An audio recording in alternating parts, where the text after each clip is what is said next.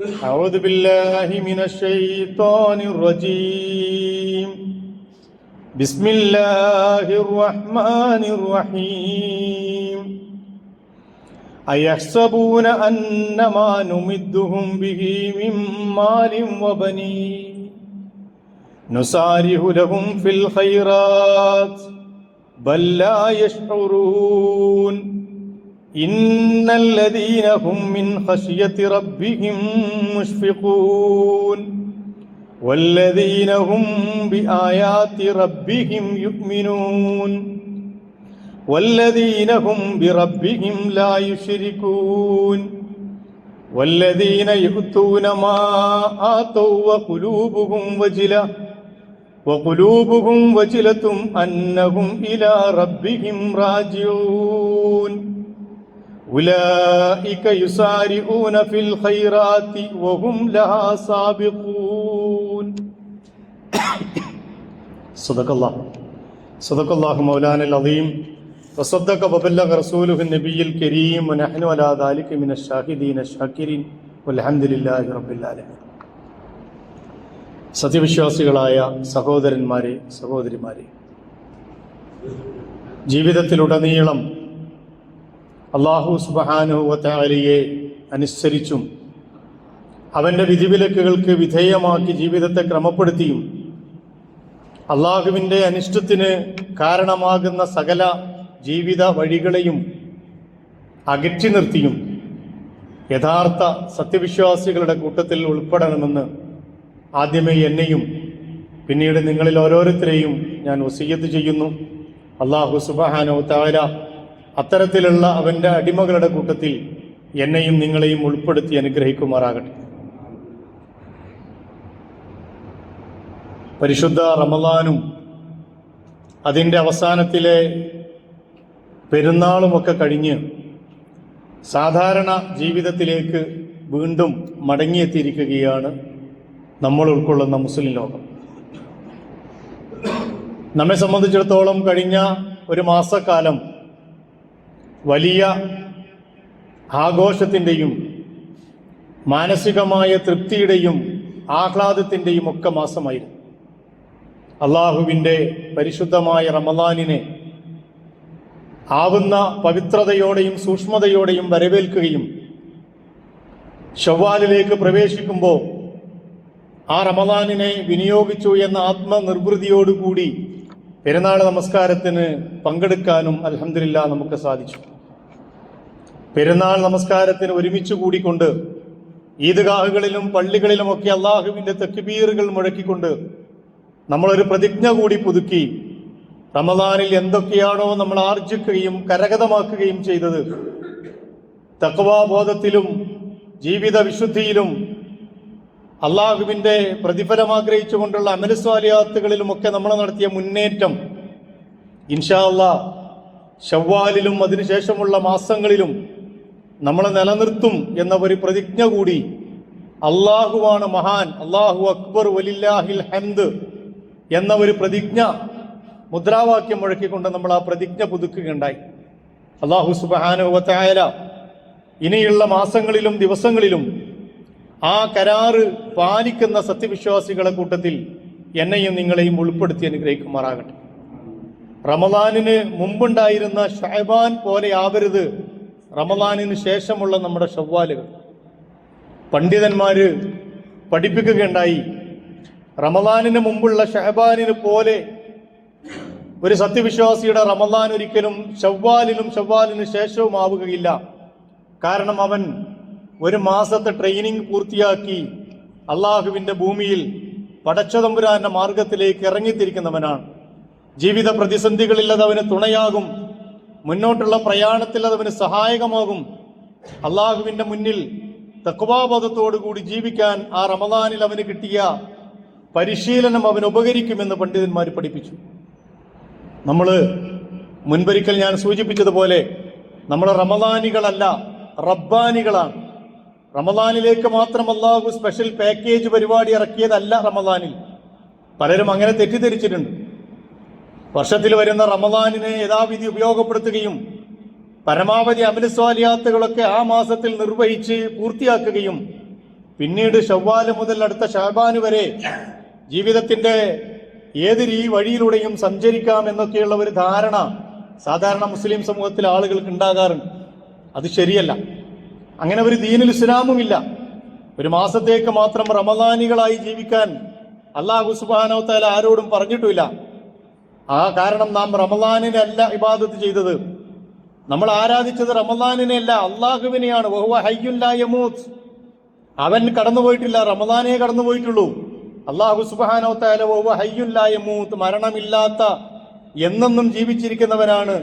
അവൻ നമ്മുടെ കർമ്മങ്ങളെ നോക്കിക്കാണുന്നവനാണ് എന്ന ഒരു ബോധത്തോടു കൂടി ദുനിയാവിൽ ബാക്കിയുള്ള സമയങ്ങളിൽ ജീവിക്കാൻ നമുക്ക് കഴിയണം. അതുപോലെ തന്നെ റമദാനിനെ യഥാവിധി ഉപയോഗപ്പെടുത്തുന്നതിന്റെ ഏറ്റവും പ്രധാനപ്പെട്ട സംഗതിയായി നമ്മൾ പറഞ്ഞത് പരിശുദ്ധ ഖുർആനുമായുള്ള ബന്ധമായിരുന്നു. ഷഹ്റു റമദാൻ അല്ലദീ ഉൻസില ഫീഹിൽ ഖുർആൻ, ഖുർആൻ അവതീർണമായ മാസമാണ് റമദാൻ എന്ന് പറഞ്ഞുകൊണ്ട് ആ മാസത്തെ മുഴുവൻ ഖുർആനിന്റെ മാസമായി നമ്മൾ ഉപയോഗപ്പെടുത്തുകയുണ്ടായി. ആ ഖുർആനുമായുള്ള ബന്ധവും ഇനിയുള്ള മാസങ്ങളിൽ സജീവമാക്കി നിർത്തണം. അള്ളാഹുവിന്റെ കലാമിന്റെ പാരായണം, അതിന്റെ പഠനം ജീവിതത്തിൽ നമ്മുടെ ജീവിതത്തിന്റെ നിത്യമായ ഒരു ഭാഗമാക്കി നിലനിർത്തണം. ഇനി അടുത്ത റമദാനിൽ മതി ഖുർആൻ പാരായണം, ഇനി ഏതെങ്കിലും ഒരു സൂറ പഠിക്കുന്നത് അടുത്ത റമദാനിൽ മതി എന്ന് തീരുമാനിക്കുന്നതിന് പകരം റസൂലുള്ളാഹി സ്വല്ലല്ലാഹു അലൈഹി വസല്ലം പഠിപ്പിച്ച ഭൂമിയിലെ ഏറ്റവും നല്ല മരണം എന്ന് പഠിപ്പിച്ച ഒരു ഖുർആൻ വിദ്യാർത്ഥിയായി കൊണ്ടിരിക്കെ, ഖുർആൻ പഠിച്ചുകൊണ്ടിരിക്കെ മരണപ്പെടുന്നവരാണ് ഏറ്റവും നല്ല മരണം വരിക്കുന്നവരെന്ന് റസൂലുള്ളാഹി സ്വല്ലല്ലാഹു അലൈഹി വസല്ലം പഠിപ്പിച്ച ആ ഖുർആനുമായുള്ള നിരന്തര ബന്ധം റമദാനിന് ശേഷവും നമ്മുടെ ജീവിതത്തിൽ ഉണ്ടാകണം. പരിശുദ്ധ ഖുർആനിന്റെ ഏതാനും ആയത്തുകളെങ്കിലും ഒരാഴ്ചയിൽ പഠിക്കാൻ, ദിവസത്തിന്റെ ഒരു നേരം ഖുർആൻ പാരായണം ചെയ്യാൻ, അത് വീടുകളിൽ നിത്യമാക്കാൻ, നമ്മുടെ മക്കളെ അങ്ങനെ പരിശീലിപ്പിക്കാൻ, നമ്മുടെ കുടുംബത്തിൽ അത് നിഷ്ഠയോടുകൂടി പാലിക്കാൻ നിർബന്ധ ബുദ്ധിയോടുകൂടി നമ്മൾ മുന്നോട്ട് വരണം. അള്ളാഹുവിന്റെ കലാം ഓതാത്ത ഒരു ദിവസം, ഖുർആൻ പാരായണം ചെയ്യാത്ത ഒരു ദിവസം റസൂലുള്ളാഹി സ്വല്ലല്ലാഹു അലൈഹി വസല്ലം പഠിപ്പിച്ചത് കാലിയായ വീടുകൾ പോലെയാണ്. അത്തരം വീടുകളായി നമ്മുടെ ജീവിതത്തിൽ നമ്മൾ ഉണ്ടാകരുത്. ദിവസത്തിൽ ഒരു നേരമെങ്കിലും, ഒന്നുകിൽ സുബഹി നമസ്കാരത്തിന് ശേഷം, അല്ല എപ്പോഴാണോ നമുക്ക് ഏറ്റവും സമയം കിട്ടുന്നത്, സൗകര്യം കിട്ടുന്നത്, ഉറങ്ങുന്നതിന് മുമ്പ് ദിവസത്തിൽ ഒരു തവണയെങ്കിലും അള്ളാഹുവിന്റെ കലാം ഓതുകയും ആഴ്ചയിൽ ഒരു ദിവസമെങ്കിലും അള്ളാഹുവിന്റെ കലാം പഠിക്കാൻ നമ്മൾ മുന്നോട്ട് വരികയും ചെയ്യണം. അള്ളാഹിന്റെ റസൂല് പഠിപ്പിച്ചു, ഒരു സമൂഹവും ഒരുമിച്ച് കൂടുന്നില്ല, അള്ളാഹുവിന്റെ ഭവനങ്ങളിൽ ഏതെങ്കിലും ഒരു ഭവനത്തിൽ ഒരുമിച്ച് കൂടുന്നില്ല. യത്ലൂന കിതാബല്ലാഹ്, അവർ അള്ളാഹുവിന്റെ ഗ്രന്ഥം പാരായണം ചെയ്യുന്നു. വയതദാറസൂനഹു ബൈനഹും, അവർ പരസ്പരം അങ്ങോട്ടും ഇങ്ങോട്ടും പഠിപ്പിക്കുകയും ചെയ്യുന്നു. ഖുർആൻ പഠിക്കുകയും അത് പാരായണം ചെയ്യും പഠിപ്പിക്കുകയും ചെയ്യുന്ന അള്ളാഹുവിന്റെ ഭവനങ്ങളിൽ നിന്ന് നിർവഹിക്കുന്ന ആളുകൾ ഇല്ലാ നസലത്ത് അലൈഹിമുസ് സക്കീന, അവരുടെ ജീവിതത്തിലേക്ക് അള്ളാഹു സമാധാനത്തെ ഇറക്കിയിട്ടല്ലാതെ ഇല്ല എന്ന് പറഞ്ഞാൽ അള്ളാഹു അവരുടെ ജീവിതത്തിലേക്ക് സമാധാനം ഇറക്കും. വഗശ്ശതുഹുമുർ റഹ്മ, അള്ളാഹുവിന്റെ അനുഗ്രഹം അവരെ പൊതിയും. വഹഫത്തുഹുമുൽ മലായിക, മലായികത്തുകൾ അവരെ ചുറ്റിലും അണിനിരന്നു നിൽക്കും. വദക്കറഹുമുല്ലാഹു ഫീമൻ ഇൻദഹു, അള്ളാഹുവിന്റെ അടുക്കലുള്ളവരോട് ഈ ആളുകളെ കുറിച്ച് അള്ളാഹു സ്മരിക്കുകയും ചെയ്യും. എത്ര അനുഗ്രഹങ്ങളാണ്! ഖുർആൻ പാരായണവും പഠനവുമായി മുന്നോട്ട് പോകുന്ന സത്യവിശ്വാസികൾക്ക് അള്ളാഹുവിന്റെ പ്രത്യേകമായ തണലുണ്ടാകുമെന്നാ പറഞ്ഞതിനർത്ഥം. അതുകൊണ്ട് അത് നഷ്ടപ്പെടുന്ന ആളുകളെ കൂട്ടത്തിൽ നമ്മൾ ഉണ്ടാകരുത്. അതുകൊണ്ട് റമദാനിന് ശേഷവും നമ്മൾ ഈ കർമ്മങ്ങളുമായി മുന്നോട്ട് പോകണം. ഇനി നമ്മുടെ സമൂഹത്തിൽ ഇപ്പോ ഏറ്റവും കൂടുതൽ ചർച്ചയാകുന്ന, കത്തി നിൽക്കുന്ന ഒരു വിഷയവുമായി ബന്ധപ്പെട്ട ചില ധാരണകൾ നമുക്കുണ്ടാകേണ്ടത്. ഇന്നലെയും മിനിയാന്നുമൊക്കെയായി നമ്മുടെ പാർലമെന്റുകളിൽ മുസ്ലിം സമൂഹത്തിന്റെ ഐഡന്റിറ്റിയുമായി ബന്ധപ്പെട്ട വല്ലാത്ത ഒരു ചർച്ച നടക്കുകയുണ്ടായി. വഖഫ് വിഷയവുമായി ബന്ധപ്പെട്ട് ശരാശരി ഒരു മുസ്ലിമിനെ സംബന്ധിച്ചോളം ഇതെന്താണ് എന്ന് പോലും അറിയാത്തത്രയും കാര്യങ്ങളെക്കുറിച്ച് ധാരണയില്ലാത്ത ഒരവസ്ഥയാണ്. യഥാർത്ഥത്തിൽ എന്ത് ബില്ലാണ് പാസ്സാക്കപ്പെട്ടത്, എന്താണ് ഇതിന്റെ പ്രത്യേകത, എങ്ങനെയാണ് നമ്മളത് ബാധിക്കുന്നത് എന്നതിനെ കുറിച്ച് ഒരു സാമാന്യ ധാരണ നമുക്കുണ്ടാകണം. ഇന്ത്യയിലെ ഇസ്ലാമിന്റെ ശത്രുക്കൾ ഏറ്റവും കൂടുതൽ കുറെ കാലമായി എടുത്ത് ഉപയോഗിക്കുകയും അതിനെ കൈകാര്യം ചെയ്യാൻ ശ്രമിച്ചുകൊണ്ടിരിക്കുകയും ചെയ്തിരുന്ന ഒരു സംഗതിയാണ് ഇസ്ലാമിലെ വഖഫ് നിയമം.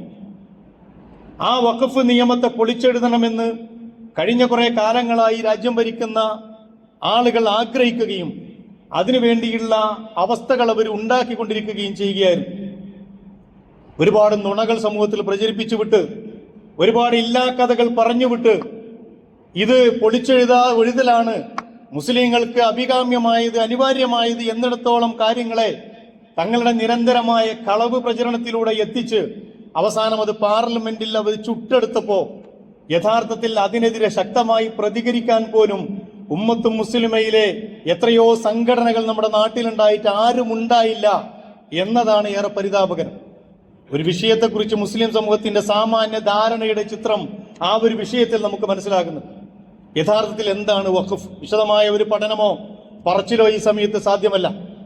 ഇസ്ലാമിന്റെ പ്രവാചകനായ മുഹമ്മദ് നബി സല്ലല്ലാഹു അലൈഹി വസല്ലമയുടെ കാലം മുതൽ ഇസ്ലാമിൽ നിലനിൽക്കുന്ന ഒരു സംവിധാനമാണ് വഖഫ് എന്ന് പറയുന്നത്. അത് ആരംഭിക്കുന്നതാകട്ടെ പരിശുദ്ധ ഖുർആനിന്റെയും റസൂലുള്ളാഹി സ്വല്ലല്ലാഹു അലൈഹി വസല്ലമയുടെയും കൽപ്പനകളിൽ നിന്നാണ്. പരിശുദ്ധ ഖുർആൻ പറയുന്ന ലൻ തനാലുൽ ബിർറ ഹത്താ തുൻഫിഖൂ മിമ്മാ തുഹിബ്ബൂൻ, നിങ്ങൾ ഒരിക്കലും നിങ്ങൾക്ക് ഇഷ്ടപ്പെട്ടതിൽ നിന്ന് ചെലവഴിക്കുന്നത് വരെ നിങ്ങൾ നന്മ ചെയ്തവരായി മാറുന്നില്ല. ലൻ തനാലുൽ ബിർറ ഹത്താ തുൻഫിഖൂ മിമ്മാ തുഹിബ്ബൂൻ, നിങ്ങൾക്ക് ഇഷ്ടപ്പെട്ട സമ്പാദ്യം, നിങ്ങൾക്ക് ആവശ്യമുള്ള സമ്പാദ്യം, നിങ്ങൾക്ക് ഏറ്റവും പ്രിയപ്പെട്ട സമ്പാദ്യം നിങ്ങൾ ചെലവഴിക്കുന്ന അല്ലാഹുവിന്റെ മാർഗത്തിൽ ചെലവഴിക്കുന്നത് വരെ നിങ്ങൾ നന്മ ചെയ്തവരാവുകയില്ല. അതുകൊണ്ട് നിങ്ങൾ ആ മാർഗത്തിൽ അള്ളാഹിന്റെ മാർഗത്തിൽ ചെലവഴിക്കുന്ന എന്തും ഫഇന്നല്ലാഹു ബി അലീം, അള്ളാഹു അതിനെ കുറിച്ച് സൂക്ഷ്മമായി അറിയുന്നവനാണ്. ഖുർആനിന്റെ ഒരുപാട് അധ്യാപനങ്ങൾ മനുഷ്യനെ സംബന്ധിച്ച സത്യവിശ്വാസികളോട് അള്ളാഹുവിന്റെ മാർഗത്തിൽ ചെലവഴിക്കുകയും ആ ചെലവഴിക്കുന്നത് അവർക്ക് ഇഹലോകത്തും പരലോകത്തും ഗുണകരമായി എങ്ങനെ ഭവിക്കും, എങ്ങനെ വന്നു ചേരും എന്നതിനെ കുറിച്ച് ഒരുപാട് വിശദീകരിക്കുന്നുണ്ട്. അള്ളാഹുവിന്റെ മാർഗത്തിൽ ചെലവഴിക്കണം, നിങ്ങൾക്ക് മാലുള്ള അള്ളാഹു നിങ്ങൾക്ക് നൽകിയ സമ്പത്ത് അള്ളാഹിന്റെ മാർഗത്തിൽ ചെലവഴിക്കണമെന്ന് പറഞ്ഞ് ധാരാളം ആയത്തുകൾ നമുക്ക് കാണാൻ കഴിയും. റസൂലുള്ളാഹി സ്വല്ലല്ലാഹു അലൈഹി വസല്ലമയുടെ വളരെ പ്രസിദ്ധമായ ഒരു ഹദീസ് ഉണ്ട്. ഇദാ മാത ഇബ്നു ആദം സന്തതികൾ മനുഷ്യർ മരിച്ചുപോയാൽ ഇൻഖതഅ അമലുഹു, അവന്റെ എല്ലാ പ്രവർത്തനങ്ങളും മുറിഞ്ഞു പോകും. ഇല്ലാ മിൻ സലാസ്, 3 കാര്യങ്ങൾ ഒഴികെ. അതിലൊന്ന് ആദ്യം പറഞ്ഞത് സദഖത്തിൻ ജാരിയ, ജാരിയായ സദഖ, ചലിച്ചുകൊണ്ടിരിക്കുന്ന, ജാരിയ എന്ന് പറഞ്ഞാൽ ചലിച്ചുകൊണ്ടിരിക്കുന്ന ചലനാത്മകമായ സദഖ, നിലനിൽക്കുന്ന സദഖ. ഔ ഇൽമിൻ യന്തഫഉ ബിഹി, അവന് പ്രയോജനം ചെയ്യുന്ന വിജ്ഞാനം. ഔ വലദിൻ സ്വാലിഹിൻ യദ്ഉ ലഹു, അവന് വേണ്ടി പ്രാർത്ഥിക്കുന്ന മക്കൾ. ഈ ആയത്ത്, ഈ ഹദീസിൽ ആദ്യം പറയുന്നത് ജാരിയായ സദഖ, അവന്റെ ജീവിതകാലത്ത് അവൻ ചെയ്യുന്ന എന്നെന്നും നിലനിൽക്കുന്നതായ സദഖകൾ. ഇങ്ങനെ ഒരുപാട് ആയത്തുകളുടെയും ഹദീസുകളുടെയും ഈ ഒരു ആഹ്വാനം കേട്ട് പ്രവാചകൻ തിരുമേനി സല്ലല്ലാഹു അലൈഹി വസല്ലമയുടെ കാലഘട്ടം മുതൽ തന്നെ ജാരിയായ സദഖകൾ, വഖഫ് എന്ന രീതിയിൽ തന്നെ അള്ളാഹുവിന്റെ മാർഗത്തിൽ സമർപ്പിക്കുന്ന സമ്പാദ്യങ്ങൾ ഉണ്ടായിരുന്നു. ഈ വിഷയത്തിൽ ഒരുപാട് ഉദാഹരണങ്ങൾ നമുക്ക് റസൂലുള്ളാഹി സ്വല്ലല്ലാഹു അലൈഹി വസല്ലമയുടെ കാലത്ത് കാണാൻ കഴിയും. ഉമർ ഇബ്നു ഖത്താബ് റളിയല്ലാഹു അൻഹു, അദ്ദേഹത്തിനുണ്ടായിരുന്ന ഖൈബറിലെ ഏറ്റവും പ്രധാനപ്പെട്ട ഒരു തോട്ടം അള്ളാഹുവിന്റെ മാർഗത്തിൽ സദഖ ചെയ്യാൻ അനുവാദം ആവശ്യപ്പെട്ടുകൊണ്ട് റസൂലുള്ളാഹി സ്വല്ലല്ലാഹു അലൈഹി വസല്ലമയുടെ അടുക്കൽ വരുന്ന ഒരു സന്ദർഭം. അദ്ദേഹം പ്രവാചകന്റെ അടുക്കൽ വന്നിട്ട് അത് അള്ളാഹുവിന്റെ മാർഗത്തിൽ ഫീ സബീലില്ലയിൽ ഞാൻ സദഖ ചെയ്യാൻ ആഗ്രഹിക്കുന്നു റസൂലേ. റസൂല് പറഞ്ഞു, നിങ്ങൾ അങ്ങനെയല്ല ചെയ്യേണ്ടത്, നിങ്ങൾ അത് അള്ളാഹുവിന്റെ മാർഗത്തിൽ സമർപ്പിക്കുക. നിങ്ങളുടെ കുടുംബത്തിൽ തന്നെ വരുന്ന ഏറ്റവും പരമദരിദ്രരായ ആളുകൾക്ക് പിന്നീട് അതിൽ നിന്ന് അതിന്റെ വരുമാനം കിട്ടുന്ന രീതിയിൽ, അല്ലെങ്കിൽ വഴിയാത്രക്കാർക്ക്, അതുപോലെ തന്നെ മിസ്കീനുകൾക്ക്, ഏറ്റവും ആവശ്യമായി വരുന്ന ആളുകൾക്ക് നിങ്ങളുടെ ഈ തോട്ടത്തിലെ ഉൽപ്പന്നങ്ങളിൽ നിന്നുള്ള വരുമാനം ഉപയോഗിക്കാൻ പറ്റുന്ന രീതിയിൽ നിങ്ങൾ അതിനെ വഖഫ് ചെയ്യണം, അതിനെ അള്ളാഹുവിന്റെ മാർഗത്തിൽ ആ രീതിയിൽ സമർപ്പിക്കണമെന്ന് പറഞ്ഞപ്പോ ഉമർ റളിയല്ലാഹു അൻഹുവിന്റെ പുത്രിയായ ഹഫ്സ റളിയല്ലാഹു ആ സംഗതി നടത്താൻ വേണ്ടി ഏൽപ്പിച്ചുകൊണ്ട് ഉമർ റളിയല്ലാഹു അൻഹു ആ തോട്ടം, അദ്ദേഹത്തിന് ഏറ്റവും പ്രിയപ്പെട്ട ഖൈബറിലെ തോട്ടം അള്ളാഹുവിന്റെ പേരിൽ വഖഫ് ചെയ്യുന്നതായിട്ട് നമ്മൾ കാണും. അബൂ തുൽഹ റളിയല്ലാഹു അൻഹു തന്റെ ബൈറുഹാ തോട്ടം അങ്ങനെ അള്ളാഹിന്റെ റസൂലിന്റെ മാർഗത്തിൽ വഖഫ് ചെയ്യുന്നതായിട്ട് നമ്മൾ കാണുന്നു. അദ്ദേഹത്തോടും പ്രവാചകൻ പറയുന്നത്, നിങ്ങളുടെ കുടുംബത്തിലെ അല്ലെങ്കിൽ നിങ്ങൾക്ക് ശേഷം വരുന്ന ദരിദ്രരായ ആളുകൾക്ക് വേണ്ടി ആ തോട്ടം നിങ്ങൾ ഒരുക്കി വെക്കണം എന്ന് പ്രവാചകൻ തിരുമേനി സല്ലല്ലാഹു അലൈഹി വസല്ലം പറയും. എന്ന് പറഞ്ഞാൽ ആ കാലഘട്ടം മുതൽ തന്നെ, റസൂലുള്ളാഹി സ്വല്ലല്ലാഹു അലൈഹി വസല്ലമയുടെ കാലഘട്ടം മുതൽ തന്നെ ഇത്തരത്തിലുള്ള ജാരിയായ സദഖകൾ സഹാബിമാരും അതിനുശേഷം താബികളും താബികളും ഒക്കെ അള്ളാഹുവിന്റെ മാർഗത്തിൽ വഖഫ് ചെയ്തു വെക്കുന്ന ഒരു സംവിധാനം യഥാർത്ഥത്തിൽ നമുക്ക് കാണാൻ കഴിയും. പിന്നീട് ഇസ്ലാമിക സമൂഹം വളരുകയും പടരുകയും ചെയ്തപ്പോ മുസ്ലിം രാജ്യങ്ങളിലൊക്കെ ഈ വഖഫ് സംവിധാനവും അതിനനുസരിച്ച് പുരോഗതി പ്രാപിക്കുന്നതാണ് നമ്മൾ കാണുന്നത്. ഉമവി ഭരണകാലഘട്ടത്തിലും അബ്ബാസി ഭരണകാലഘട്ടത്തിലും അതുപോലെ തന്നെ മംലൂക്കി കാലഘട്ടത്തിലും പിന്നീടുണ്ടായ ഉസ്മാനി ഖിലാഫത്തിലുമൊക്കെ ആളുകൾ ധാരാളമായി ഇസ്ലാമിന് വേണ്ടി, പൊതു നന്മകൾക്ക് വേണ്ടി, സംവിധാനങ്ങൾക്ക് വേണ്ടി, അതിന്റെ പുരോഗതിക്ക് വേണ്ടി വഖഫ് ചെയ്യുകയും ആ വഖഫ് മുതലുകൾ പൊതു സ്വത്തായി സൂക്ഷിക്കുകയും അതിന്റെ വരുമാനം സാമൂഹികമായ നന്മകൾക്ക് വേണ്ടി, വിശിഷ്യ മുസ്ലിം സമൂഹത്തിന്റെ ഉന്നമനത്തിന് വേണ്ടി, അവരുടെ വിദ്യാഭ്യാസ വളർച്ചയ്ക്കും അവരുടെ വൈദ്യശാസ്ത്രപരമായ വളർച്ച കലകളിൽ ആശുപത്രികൾ നിർമ്മിക്കാനും പൊതു താല്പര്യങ്ങൾക്ക് വേണ്ടിയും ഉപയോഗപ്പെടുത്തിയിരുന്നു. എല്ലാ കാലഘട്ടത്തിലും ഏറ്റവും കൂടുതൽ കാലം മുസ്ലിം ഭരണാധികാരികൾ നിലനിന്ന ഓട്ടോമൻ തുർക്കികൾ, ഈ തുർക്കികളെ കാലത്തൊക്കെ ഒരു സമാന്തര ഗവൺമെന്റ് എന്ന രീതിയിൽ തന്നെ ജനക്ഷേമകരമായ കാര്യങ്ങൾക്ക് വേണ്ടി ഉപയോഗിക്കാൻ വഖഫ് സംവിധാനങ്ങൾ നിലനിന്നിരുന്നു.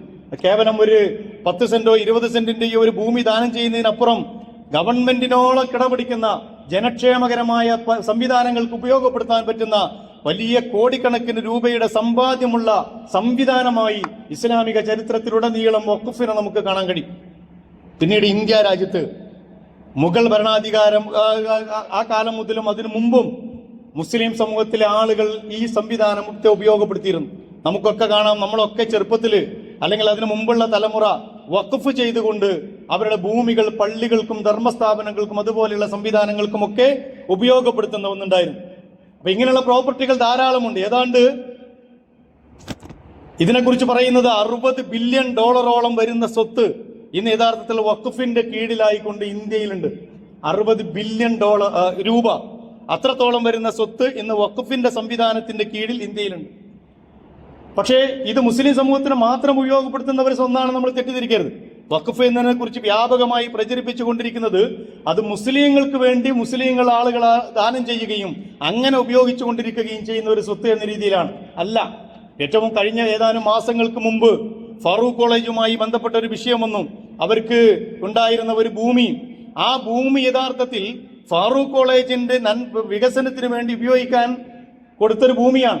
ഫറൂഖ് കോളേജിൽ പഠിക്കുന്നതെന്ന് മുസ്ലിം കുട്ടികൾ മാത്രമല്ല, അവിടെ എല്ലാ ജാതിയും എല്ലാ മതത്തിലെയും കുട്ടികൾ പഠിക്കുന്നുണ്ട്. അങ്ങനെ പഠിക്കുന്ന കുട്ടികൾക്ക് ഉപയോഗപ്പെടുത്താൻ വേണ്ടി അന്ന് വർഷം 1912-ലോ 18-ലോ അന്നുണ്ടായിരുന്ന ഒരു സേട്ട് ദാനം ചെയ്ത ഭൂമിയുമായി ബന്ധപ്പെട്ടാണ് കഴിഞ്ഞ കുറെ മാസങ്ങളായി നമ്മുടെ നാട്ടിൽ കോടതിയും ആളുകളൊക്കെ വല്ലാതെ ചർച്ച ചെയ്തത്. അപ്പോൾ വഖഫിന്റെ സംവിധാനം എന്ന് പറയുന്നത് 3 രീതിയിലാണ്. അതിലൊന്ന് മുസ്ലിം സമൂഹത്തിന്റെ ദീനീ സ്ഥാപനങ്ങൾക്ക് വേണ്ടിയുള്ള വഖഫ്. നമ്മൾ പള്ളികൾ, അതുപോലെ തന്നെ ധർമ്മസ്ഥാപനങ്ങൾ, മദ്രസകൾ, ഇങ്ങനെയുള്ള സംവിധാനങ്ങൾക്ക് വേണ്ടിയുള്ള വഖഫ് ഉണ്ടാവും. അത് ദീനീ വഖഫിലാണ് വിടുക. സ്വാഭാവികമായിട്ടും മുസ്ലിം സ്ഥാപനങ്ങളായതുകൊണ്ട് തന്നെ ആ മുസ്ലിം സ്ഥാപനങ്ങൾക്ക് വേണ്ടി അത് ഉപയോഗപ്പെടുത്തുകയും ചെയ്യും. അതേസമയം രണ്ടാമത്തത് കുടുംബങ്ങൾ വഖഫ് ചെയ്യുന്ന പ്രൈവറ്റ് സ്വത്തുകൾ ഉണ്ടാകും. അത് മുസ്ലിം സ്ഥാപനങ്ങൾക്കാകാം, വ്യക്തികൾക്കാകാം, അതല്ലെങ്കിൽ ആശുപത്രികൾക്കാകാം, ധർമ്മസ്ഥാപനങ്ങൾക്കാകാം. പൊതു സംവിധാനങ്ങളുടെ പുരോഗതിക്ക് വേണ്ടിയുള്ള വഖഫുകളും ധാരാളമുണ്ട്. ഞാൻ നേരത്തെ പറഞ്ഞ ആ ഫറൂഖ് കോളേജിന്റെ സമ്പത്ത് അടക്കമുള്ളത് അങ്ങനെയാണ്.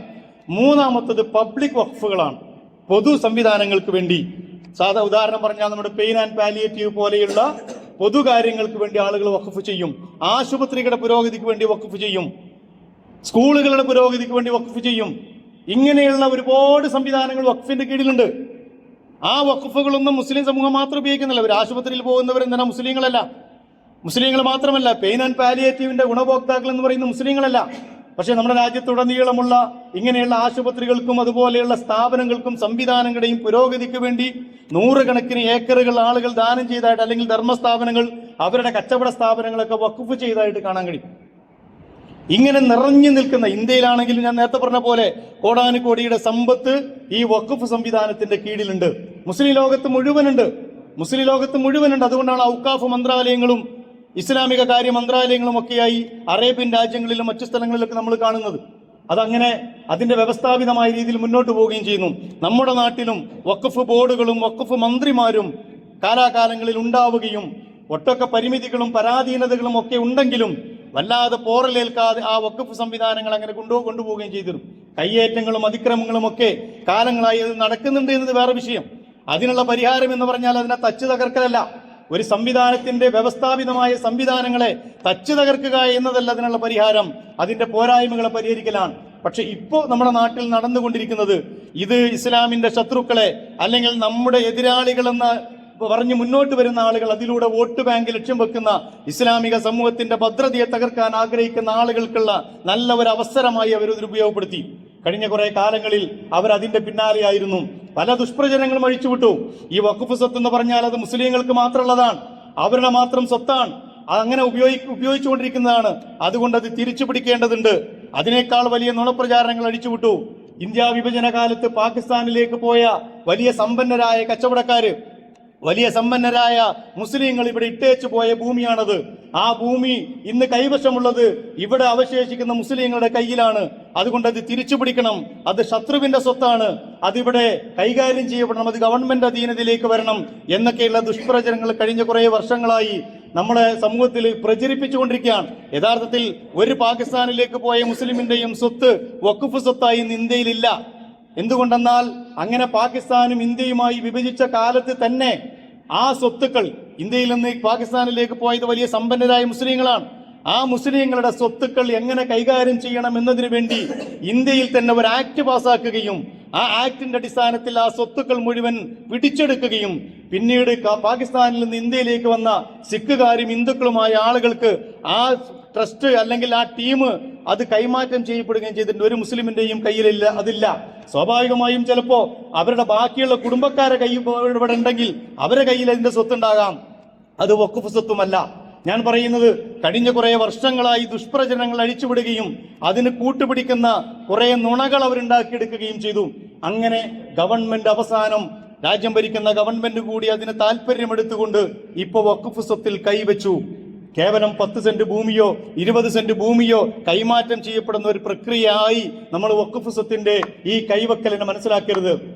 കൃത്യമായി കാലങ്ങളായി, നൂറ്റാണ്ടുകളായി മുസ്ലിം സമൂഹത്തിന്റെ ജനക്ഷേമ പ്രവർത്തനങ്ങൾക്ക്, അവരുടെ പിന്നോക്കാവസ്ഥ പരിഹരിക്കുന്നതിന്, അവരുടെ വിദ്യാഭ്യാസ സ്ഥാപനങ്ങൾ നിലനിർത്തുന്നതിന്, അവരുടെ ആശുപത്രികളും അതുപോലെ തന്നെ പൊതുജനത്തിന് വേണ്ടിയുള്ള സംവിധാനങ്ങൾ നിലനിർത്തുന്നതിന് ഉപയോഗിച്ചിരുന്ന കോടാനുകോടി രൂപയുടെ വിഭവങ്ങളാണ് കൊള്ളയടിക്കപ്പെടാൻ പോകുന്നത്, കൈമാറ്റം ചെയ്യപ്പെടാൻ പോകുന്നത്, അന്യവൽക്കരിക്കപ്പെടാൻ പോകുന്നത്. ഈ രീതിയിൽ ഒരു വലിയ സംഭവം നടന്നിട്ടും മുസ്ലിം സമുദായത്തിലെ ഒരാൾക്കും അത് വലിയൊരു വിഷയമായി തോന്നുന്നില്ല. തെരുവുകളിൽ ആരെയും കാണുന്നില്ല. നമ്മൾ എത്രത്തോളം നമ്മൾ അന്യവൽക്കരിക്കപ്പെട്ടു അല്ലെങ്കിൽ പ്രശ്നത്തെ മനസ്സിലാക്കാതെ പോകുന്നു എന്നതിന്റെ ഒരു ഉദാഹരണമാണ് ഞാൻ പറഞ്ഞത്.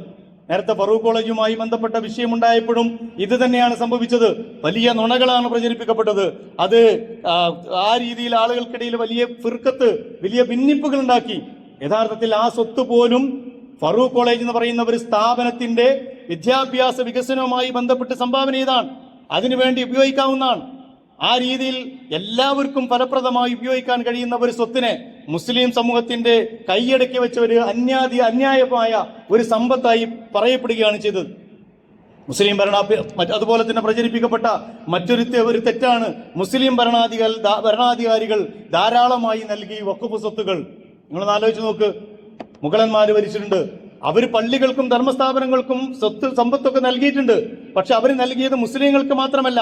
നമുക്കറിയാം, മുഗളന്മാരുടെ അവരുണ്ടാക്കിയ ക്ഷേത്രങ്ങൾ, അവരുണ്ടാക്കിയ മറ്റു മതസ്ഥരുടേതായ ആരാധനാലയങ്ങളും അതിന് വിട്ടുകൊടുത്ത നൂറുകണക്കിന് ഏക്കറുകളും ഇന്നും ഭൂമി നമ്മുടെ നാട്ടിൽ നിലനിൽക്കുന്നുണ്ട്. നമുക്ക് ഏറ്റവും നന്നായിട്ട് അറിയാവുന്ന ഒരു സംഭവമുണ്ട്. ടിപ്പു സുൽത്താൻ മൈസൂര് ഭരിച്ചിരുന്ന കാലം അദ്ദേഹം പള്ളികൾക്ക് കൊടുത്തതിനേക്കാൾ ഇന്നും നിലനിൽക്കുന്നത് ക്ഷേത്രങ്ങൾക്കാണ്. ഓരോ ക്ഷേത്രങ്ങൾക്കും അദ്ദേഹം വർഷത്തിൽ കൊടുത്തിരുന്ന ഫണ്ട് ഉണ്ടായിരുന്നു. ആ ക്ഷേത്രങ്ങൾക്ക് ഭൂമി വിട്ടുകൊടുത്തു, അവരുടെ സംവിധാനത്തിന് വേണ്ട സൗകര്യമൊരുക്കി കൊടുത്തു. ഇങ്ങനെ മുസ്ലിം ഭരണാധികാരികൾ എല്ലാവർക്കും ചെയ്തിട്ടുണ്ട്. അതേസമയം നിങ്ങൾ നോക്ക്, ഈ രാജ്യം കൂടുതൽ ഭരിച്ചത് മുസ്ലിം ഭരണാധികാരികളല്ല, അല്ലാത്തവരും ഭരിച്ചിട്ടുണ്ട്.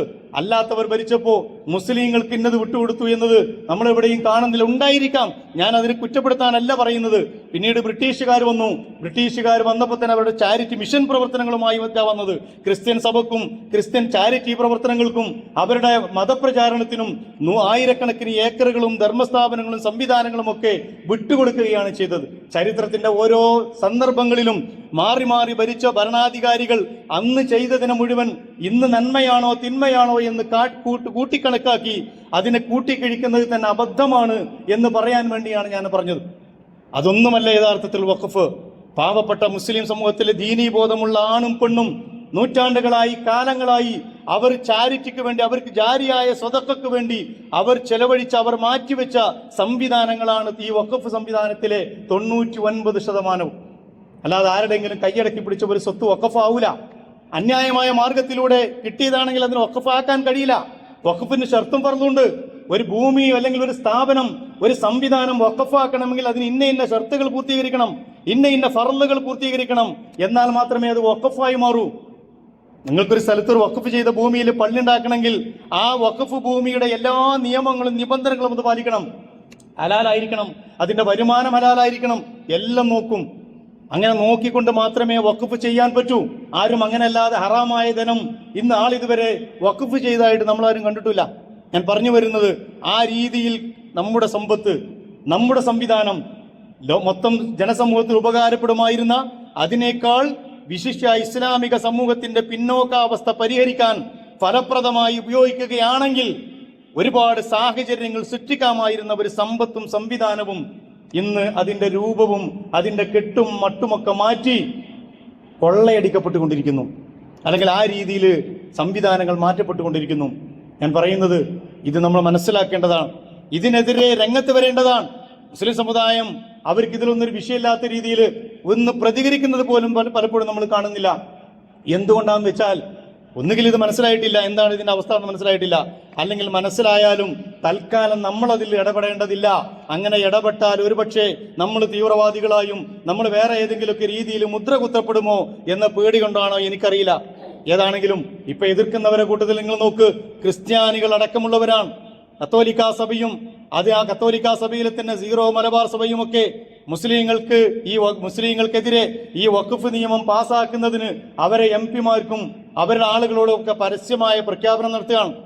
അല്ലാതെ വൈകാതെ അവരുടെ അടുത്തേക്കും വരും. കാരണം അവരെ കയ്യിലുണ്ട് ഒരുപാട് സമ്പത്ത്.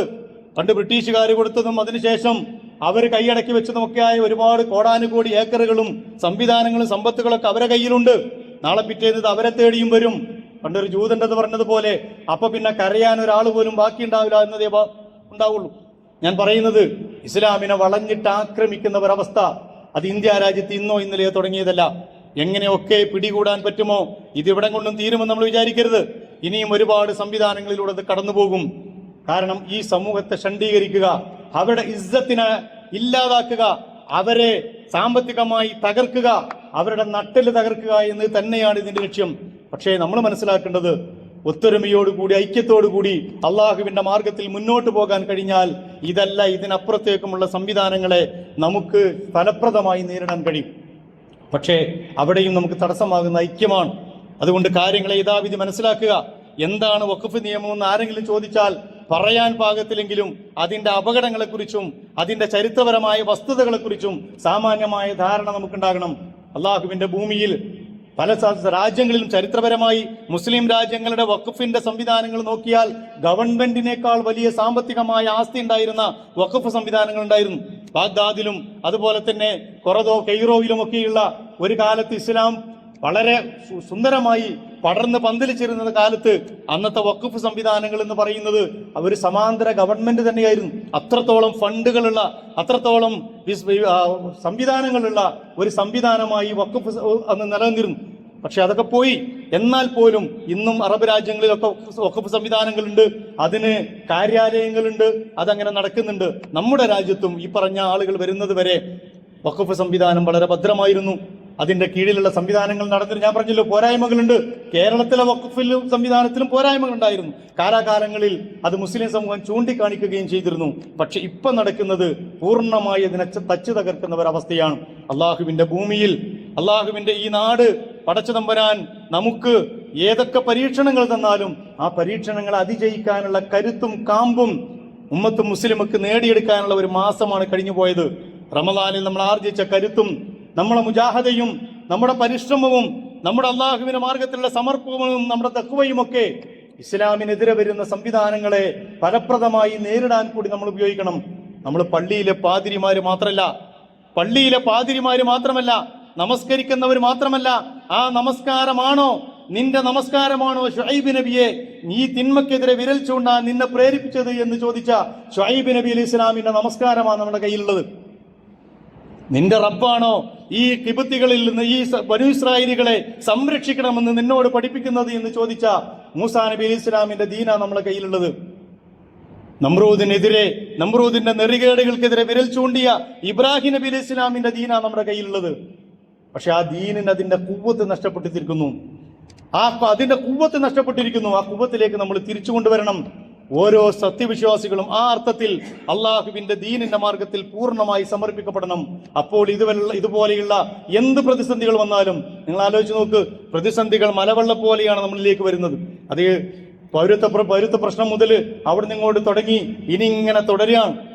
നമ്മെ അടിമുടി ഇല്ലാതാക്കുക, ശണ്ഡീകരിക്കുക എന്നത് തന്നെയാണ് ലക്ഷ്യം. പക്ഷെ അന്തുമുല്ല വലൗന ഇൻ കുന്തും മുഅ്മിനീൻ, നിങ്ങൾ വിശ്വാസികളാണെങ്കിൽ നിങ്ങളായിരിക്കും ഈ ഭൂമിയിലെ ഉന്നതന്മാരെന്ന് പഠിപ്പിച്ച ഒരു സിദ്ധാന്തം, ഒരു സംവിധാനത്തിന്റെ ആളുകളാണ് എന്ന് നമ്മൾ മനസ്സിലാക്കിക്കൊണ്ട് അള്ളാഹുവിന്റെ ഭൂമിയിൽ ഈമാനോടുകൂടി നിലനിൽക്കാൻ നമുക്ക് കഴിയണം. പടച്ചതമ്പുരാൻ അതിന് നമുക്ക് തൗഫീക്ക് നൽകി അനുഗ്രഹിക്കുമാറാകട്ടെ. കൂട്ടായ ഒരു പ്രവർത്തനവും കൂട്ടായ ഒരു പ്രതിഷേധവും ഈ വിഷയത്തിൽ ഉമ്മത്ത് മുസ്ലിമയിൽ നിന്ന് ഉണ്ടാകേണ്ടതുണ്ട്. ഇന്ത്യയിലെ മുസ്ലിം സമൂഹം ആ അർത്ഥത്തിൽ മുന്നോട്ട് വരേണ്ടതുണ്ട് എന്ന് നമ്മൾ മനസ്സിലാക്കുക. അള്ളാഹു സുബ്ഹാനഹു വ തആല ഇസ്ലാമിന്റെയും ദീനിന്റെയും ശത്രുക്കളെ പരാജയപ്പെടുത്തുമാറാകട്ടെ. أقول قولي هذا أستغفر الله لي ولكم ولجميع المسلمين والمؤمنين أجمعين يا رب العالمين.